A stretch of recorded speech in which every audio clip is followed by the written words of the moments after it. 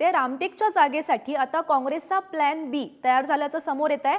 रश्मी बर्वे यांच्या एबी फॉर्मवर आता डमी उमेदवार म्हणून पती श्यामकुमार बर्वे यांचं नाव सध्या समोर आलंय आणि अर्जाच्या छाननीत जात वैधता प्रमाणपत्रामुळे अर्ज बाद झाल्यास प्लॅन बी तयार करण्यात आलाय। रश्मी बर्वे यांच्या जात वैधता प्रमाणपत्रासंदर्भात एक याचिका नागपूर खंडपीठात दाखल करण्यात आल्याचं सुद्धा समोर येत आहे।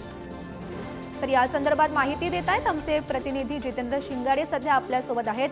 जितेंद्र, महत्त्वाची बातमी आपण सध्या पाहतोय रामटेकच्या जागेसंदर्भातली, ज्यामध्ये काँग्रेसचा प्लॅन बी सध्या तयार झाल्याचं समोर येत आहे।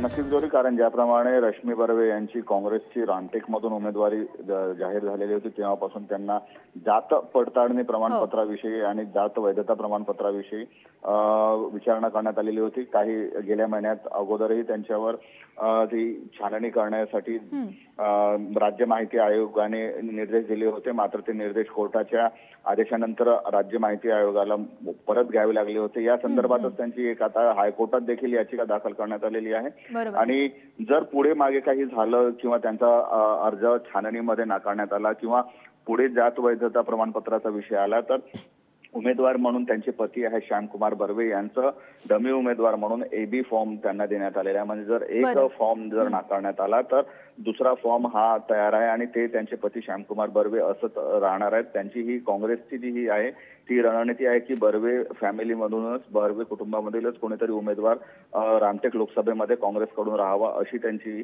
रणनीती दिसून येत आहे। एकूणच पाहता हायकोर्टाने मात्र आता या तातडीने सुनावणी करण्यास नकार दिलाय, त्यामुळे तुर्तास तरी दिलासा मिळाला आहे। मात्र पुढे काय होतं याकडे पाहणं देखील आता महत्त्वाचं ठरणार आहे। नक्कीच जितेंद्र, धन्यवाद दिलेल्या या माहितीसाठी।